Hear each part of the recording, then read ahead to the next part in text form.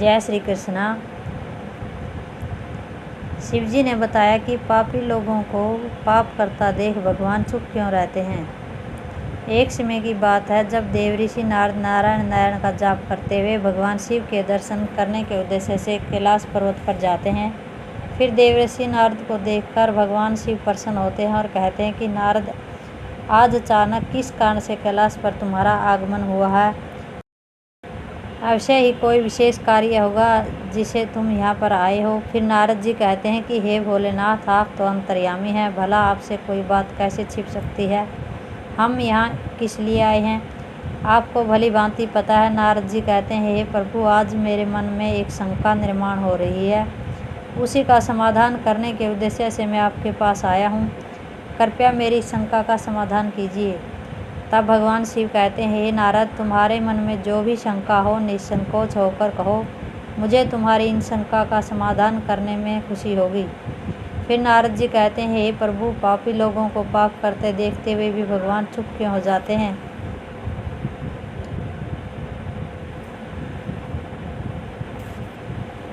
तब भगवान शिव कहते हैं, नारद, तुमने पूरे मानव जाति के कल्याण हेतु बहुत अच्छा प्रश्न किया है, जो मैं इस प्रश्न का उत्तर एक छोटी सी कथा के माध्यम से देना चाहता हूँ। इसीलिए तुम इस कथा को ध्यान से और मन लगाकर सुनना। और जो भी मनुष्य इस कथा को ध्यान और मन लगाकर सुनता है, वह अपने जीवन काल में किसी भी बात को लेकर कभी भी पश्चाताप नहीं करता है। और वह मनुष्य जान पाता है कि पापी लोगों को पाप करता देखकर भी भगवान चुप क्यों रह जाते हैं। फिर भगवान शिव कथा को सुनाना प्रारंभ करते हैं। भगवान शिव कहते हैं, प्राचीन समय की बात है, एक जंगल में एक मोरनी और मोर का जोड़ा रहा करता था। वह दोनों पति पत्नी एक दूसरे से बड़ा प्रेम करते थे और एक दूसरे का बड़ा आदर सम्मान करते थे। उनका जीवन बड़े सुख और आराम से कट रहा था। उनके जीवन में किसी प्रकार का कोई दुख नहीं था। फिर एक दिन की बात है, मोरनी अपने पति मोर से कहती है कि पिया जी, भगवान की ज़िंदगी कितनी सुखी है, कितनी आराम भरी है। सिर्फ इस दुनिया को चलाना होता है और बैठे बैठे वे पूरी दुनिया को चलाते हैं। उन्हें कोई मेहनत का काम नहीं करना पड़ता और उन्हें उनके भक्त अच्छे अच्छे भोग भी लगाते हैं और उन्हें अच्छे अच्छे पकवान भी खिलाते हैं। दूसरी ओर हमारा जीवन कितना कठिन है। हमें रोज़ अपना दाना पानी लोगों से छुप छुप कर जंगल में ढूंढना पड़ता है। इस पर मोर कहता है, हे प्रिय, ऐसा नहीं है। भगवान का काम बहुत कठिन है। भगवान को यह पूरी सृष्टि चलाने के लिए बड़ी मेहनत करनी पड़ती है। मैं तुम्हें कथा के माध्यम से समझाता हूँ, तब तुम्हें मेरी बात समझ में आएगी। मोर मोरनी से कहता है, यह गांव की बात है। उस गांव में भगवान शिव का एक बहुत ही सुंदर मंदिर बना हुआ था और उस मंदिर के बगल में ही एक छोटा सा भगवान भोलेनाथ का शिवलिंग भी था। उसे मंदिर की देखभाल के लिए उसी गांव का एक भोला नाम का व्यक्ति सेवा में लगा हुआ था, जो सुबह शाम मंदिर की साफ सफाई करता था और दोनों समय स्नान ध्यान करने के बाद भगवान की पूजा अर्चना करता था। वह आदमी बहुत ही निर्धन और दुखी था। उसे जो कुछ दान दक्षिणा में दी जाती थी, वह उसी से अपने परिवार का गुजारा करता था। मंदिर परिसर में काम करते करते वह अपनी ज़िंदगी से जुड़ी निजी शिकायत भगवान की प्रतिमा के सामने खड़ा होकर करता रहता था। कभी घर की बातें, कभी परिवार की बातें, तो कभी दुनियादारी की बातें करता था। फिर आगे मोर मोरनी से कहता है कि एक दिन की बात है, वह भगवान भोलेनाथ के शिवलिंग की प्रतिमा के समक्ष खड़ा होकर दोनों हाथ जोड़कर कुछ शिकायतें भगवान से कर रहा था और कह रहा था कि हे भगवान, आपकी ज़िंदगी कितनी आरामदायक है। आप तो बस मंदिर में एक जगह आराम से बैठे रहते हैं और लोगों की प्रार्थनाएं सुनते रहते हैं। और कोई तुम्हें लड्डुओं का भोग लगाता है तो कोई प्रसाद चढ़ा जाता है। तरह तरह के मिष्ठान और पकवान भी आपको यहीं बैठे बैठे खाने को मिलते रहते हैं। तुम्हारा जीवन कितना आसान है और मेरी ज़िंदगी कितनी कठिन है। और मेरी छोटी सी ज़िंदगी है, उसमें हज़ारों तरह के दुख भरे पड़े हैं। दिन भर कड़ी मेहनत करता हूँ, तब कहीं 2 समय का खाना मैं अपने परिवार के लिए जुटा पाता हूँ। और वहीं पापी पाखंडी लोगों को देखो, दिन रात बुरे कर्मों में लिप्त रहते हैं, फिर भी मौज की ज़िंदगी जी रहे हैं। हे भगवान, यदि मेरी भी ज़िंदगी आपकी तरह हो जाती तो मेरा जीवन कितना खुशहाल होता। तभी अपने उसे भगत की ऐसी बातें सुनकर भगवान से रुका नहीं गया और वह उस शिवलिंग की प्रतिमा से ही अपने त्रिभुज रूप में भगवान शिव अपने नंदी के साथ प्रकट हो जाते हैं और कहते हैं कि पुत्र, तुम गलत सोच रहे हो, तुम जैसा सोच रहे हो वैसा नहीं है। दूर से देखने पर सबका जीवन अपने जीवन से अच्छा दूसरों का जीवन ही दिखाई पड़ता है। जब हमें उसकी वास्तविक ज़िंदगी का पता चलता है तब समझ में आता है कि यह तो मुझसे भी गया गुजरा जीवन जी रहा है। तुम मेरी ज़िंदगी को आसान समझ रहे हो, मेरा जीवन इतना आसान नहीं है जितना तुम समझ रहे हो। मुझे भी बहुत सारी चीज़ें देखनी पड़ती है, बहुत सी व्यवस्था बनानी पड़ती है, बहुत सी चिंताएं लगी रहती है। अच्छे के साथ अच्छा कैसे हो और बुरे के साथ बुरा कैसे हो, यह सब सोचना पड़ता है। कोई किसी असहाय को रुलाता है तो कोई पीड़ित को पीड़ित करता है, उसकी रक्षा करनी पड़ती है। मेरी जिम्मेवारी को जिस दिन तुम समझ जाओगे उस दिन तुम्हें मेरी मेहनत के बारे में पता चल जाएगा। फिर भगवान शिव से भोला नाम के व्यक्ति से कहते हैं कि ये पुत्र, इतना आसान नहीं है भगवान बना, जिसमें एक पिता बनाकर मनुष्य अपनी संतान के लिए अपने दायित्वों को निभाते हैं, उनके दुख सुख अच्छे बुरों का ख्याल रखते हैं। इस तरह मुझे तुम सब का ख्याल रखना पड़ता है। इतनी सारी जिम्मेदारियों को एक साथ निभाना कोई आसान काम नहीं है। फिर भगवान भोलेनाथ की बात सुनकर वह भक्त बोला, है भोलेनाथ, आप तो बहुत ही भोले भाले हैं, आप यह कैसी बातें कर रहे हैं, आपका काम तो सचमुच में बड़ा ही आसान है।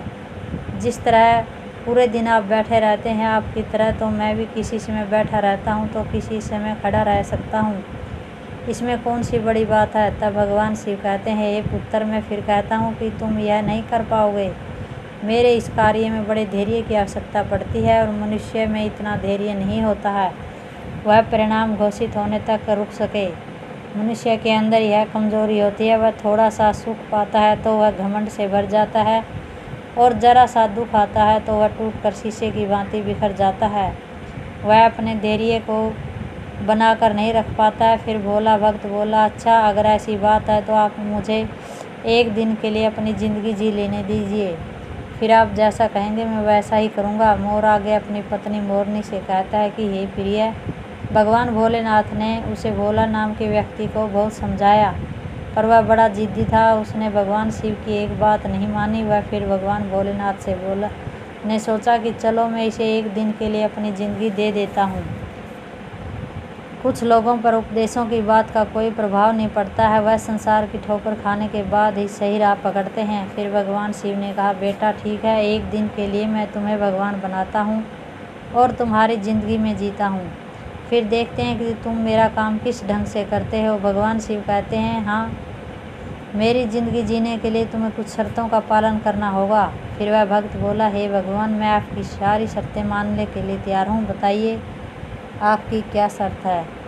तब भगवान शिव कहते हैं, हे पुत्र, तुम ध्यान से सुनो, मंदिर में बहुत से लोग आएंगे जाएंगे, जिसमें अच्छे भी होंगे और बुरे भी होंगे, क्योंकि भगवान पर तो सबका ही अधिकार होता है। यदि किसी पिता का एक बेटा नालायक निकले तो क्या वह पिता उसे अपना बेटा नहीं मानेगा।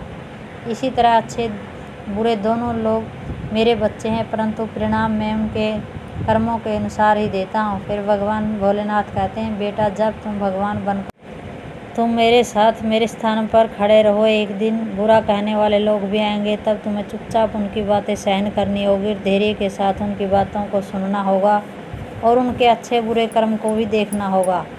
तुम्हें अपनी तरफ से कुछ भी भक्त से नहीं कहना होगा, चाहे कुछ भी हो जाए। फिर भोले ने कहा, ठीक है प्रभु, मुझे आपकी सारी शर्तें मंजूर है।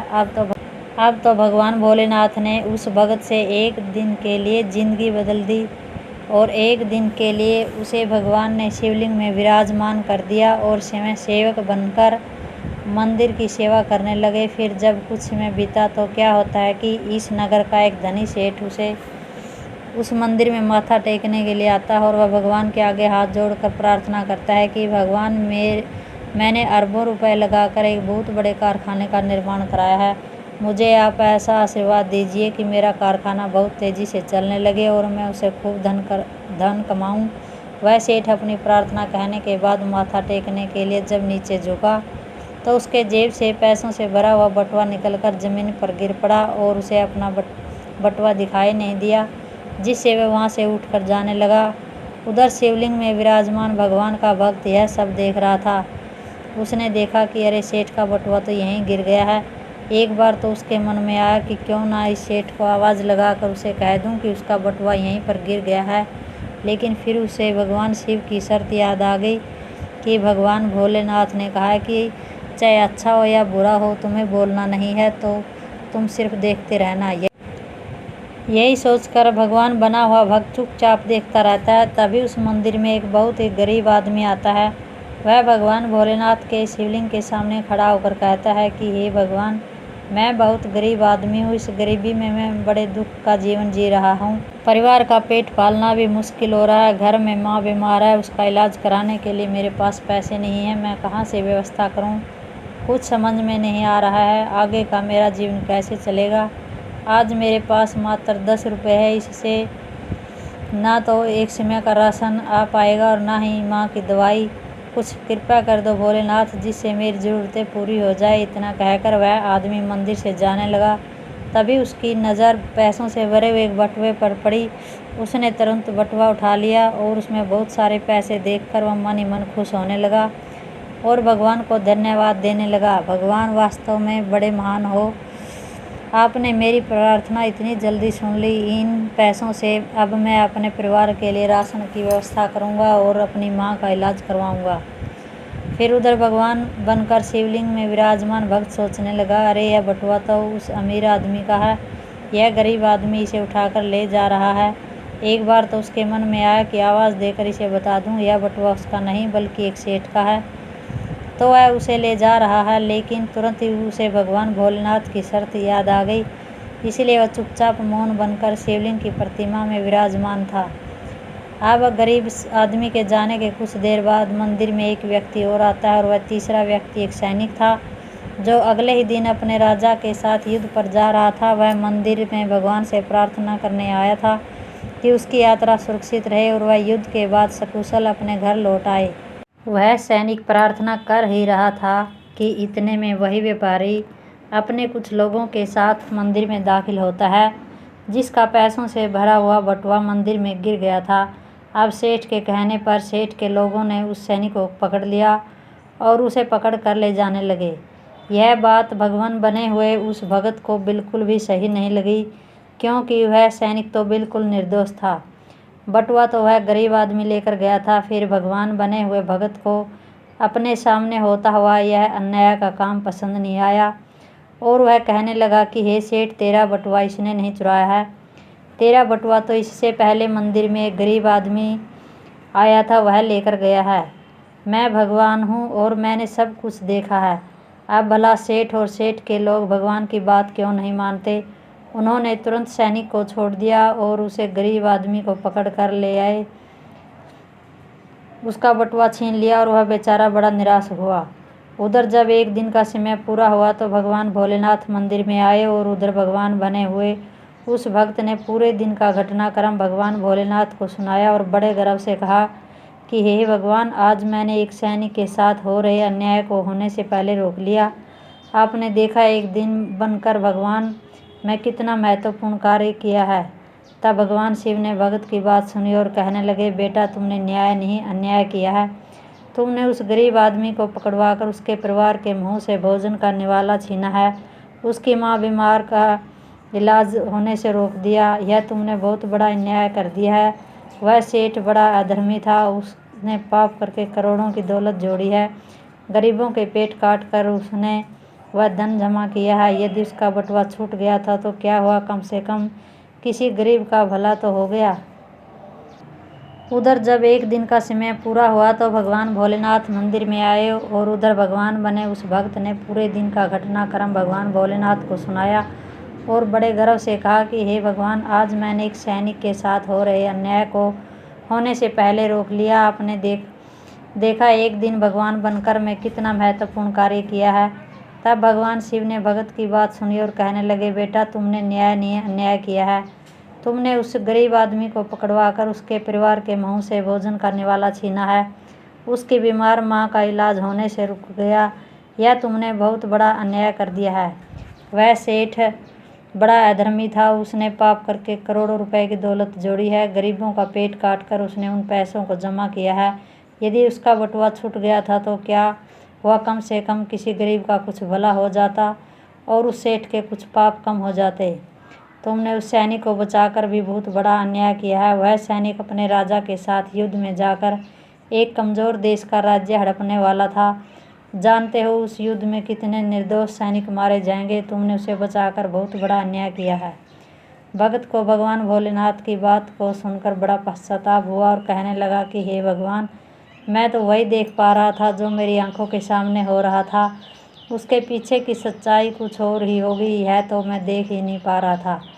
फिर भक्त आगे कहता है कि हे भगवान, दुनिया को सिर्फ आप ही चला सकते हैं, क्योंकि आप जीवन के हर पहलू को अच्छी तरह से देख सकते हैं। आप जो करते हैं अच्छा ही करते हैं। गलत तो हम ही हैं जो जीवन की वास्तविकता को समझ नहीं पाते, उससे पहले ही आपको दोष देने लगते हैं।